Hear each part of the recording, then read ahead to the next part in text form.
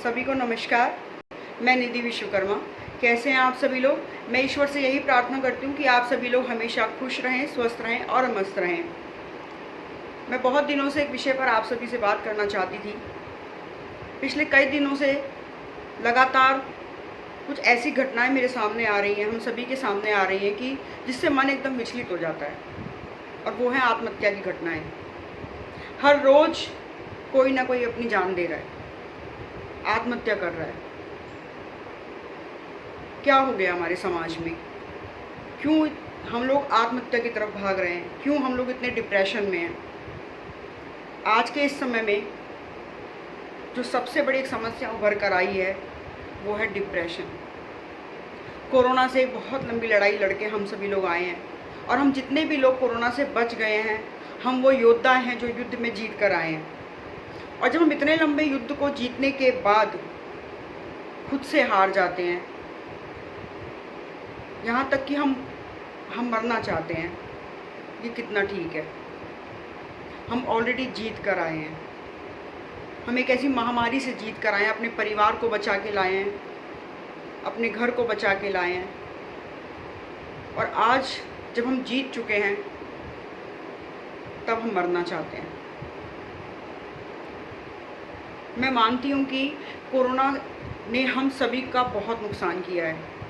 हर परिवार में कुछ ना कुछ नुकसान हुआ है, हर किसी की ज़िंदगी में कुछ ना कुछ परिवर्तन आए हैं। बहुत कुछ बदल गया है कोरोना के बाद, लेकिन बदलाव तो ज़िंदगी है। ज़िंदगी ऊपर नीचे चलने का नाम है। समय निरंतर बदलता है। बुरा समय नहीं रहता, अच्छा समय नहीं रहता, फिर बुरा समय नहीं रहता। लेकिन क्या इसका मतलब हम ज़िंदगी से हार जाएं और हम आत्महत्या कर लें? ईश्वर ने जो हमें ये सांसें दी हैं, ये कितनी कीमती हैं, ये आप उस आदमी से पूछिए, उस व्यक्ति से पूछिए जो जीना चाहता है, लेकिन उसकी मृत्यु आकर उसके द्वार पर खड़ी हो जाती है। कुछ लोगों को इतनी ऐसी बीमारियां हो जाती हैं जो जीना चाहते हैं पर वो नहीं जी पाते हैं, और हम लोग स्वस्थ हैं, हम लोग ठीक हैं, फिर भी हम आत्महत्या कर रहे हैं। इसका कारण ढूंढते हैं।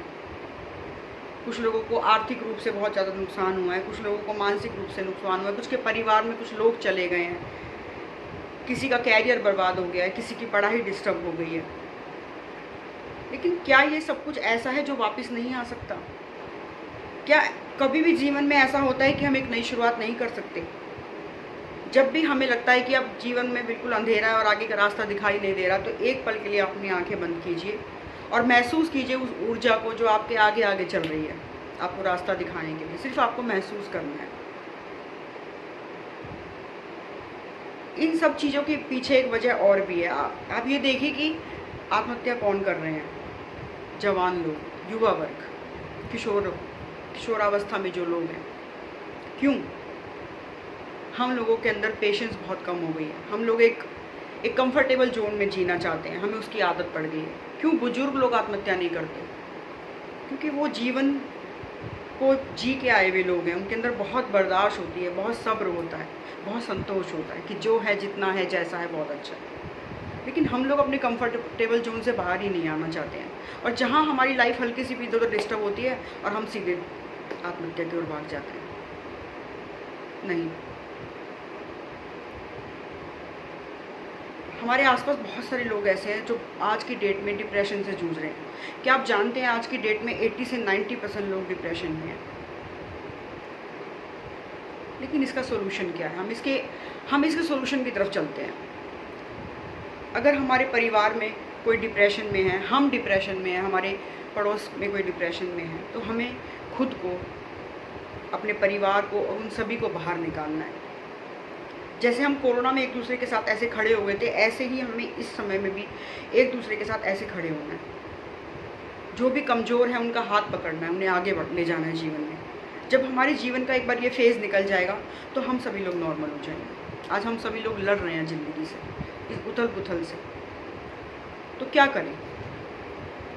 सबसे पहले अपने दोस्तों से मिलिए, अपने दोस्तों से मिलना जुलना शुरू कीजिए, साथ बैठना शुरू कीजिए, बातचीत कीजिए। बात करना बहुत एक बड़ा मेडिसिन का काम करता है। जब हम अपनी बात को किसी से कहते हैं तो वो एक दवाई का काम करती है।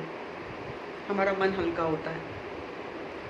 योग का सहारा लीजिए, कुछ अच्छी किताबें पढ़िए, कुछ लाफिंग वाले चैनल्स देखिए, बाहर घूमने चले जाइए, अपने शौक़ जो है आपको वो पूरा कीजिए, जीवन को एक नए नज़रिए से देखिए। जो चला गया उसको जाने दीजिए। हमें अपने आने वाले भविष्य को सुंदर बनाना है, उसको अच्छा बनाना है। तो प्लीज़ मैं आप लोगों से हाथ जोड़ के ये विनती करती हूँ कि अगर आपको लगता है कि अब जीवन यहाँ ख़त्म हो गया है और हमें आत्महत्या की ओर जाना है या हम आत्महत्या कर रहे हैं, तो 2 पल के लिए रुकिए और सोचिए कि ये जीवन हमें क्यों मिला है। और अगर फिर भी आपको लगता है कि मरना ही एकमात्र उपाय रह गया है, अब हमारा जीवन आगे नहीं बढ़ सकता है, तो मरिए मत। अपने इस जीवन को समर्पित कर दीजिए देश के लिए, उन लोगों के लिए जिन्हें आपकी ज़रूरत है। यदि आप एक डॉक्टर हैं तो आप अपने आप को सेना को समर्पित कर दीजिए, उनकी सेवा में लग जाइए। यदि आप टीचर हैं तो आप गरीब बच्चों को पढ़ाना शुरू कर दीजिए। अपने जीवन को एक उद्देश्य दे दीजिए। देखिए धीरे धीरे आप जीवन की तरफ लौट आएंगे, आपके चेहरे की मुस्कुराहट लौट आएगी, आपका कॉन्फिडेंस लौट आएगा। और एक पल के बाद आप सोचेंगे कि अरे ये मैं क्या करने जा रही थी या जा रहा था।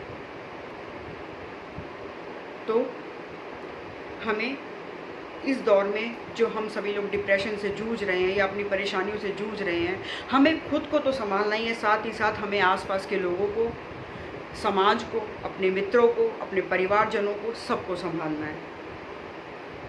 और आत्महत्या नहीं करनी है, ये सबसे बड़ा पाप है। ये उस ईश्वर का अनादर है जो हमें इस खूबसूरत जीवन में लेकर आता है। हमें मनुष्य जीवन दिया है जीने के लिए, मुस्कुराने के लिए, अच्छे काम करने के लिए। बहुत बहुत धन्यवाद, आपने मेरी बात को सुना और समझा। अगर आपको मेरा ये चैनल अच्छा लगता है तो प्लीज़ आप मेरे चैनल को सब्सक्राइब कीजिए, वीडियो को शेयर कीजिए और मुझे अपना प्रेम और आशीर्वाद ऐसे ही देते रहिए। बहुत बहुत धन्यवाद। जय हिंद, जय भारत।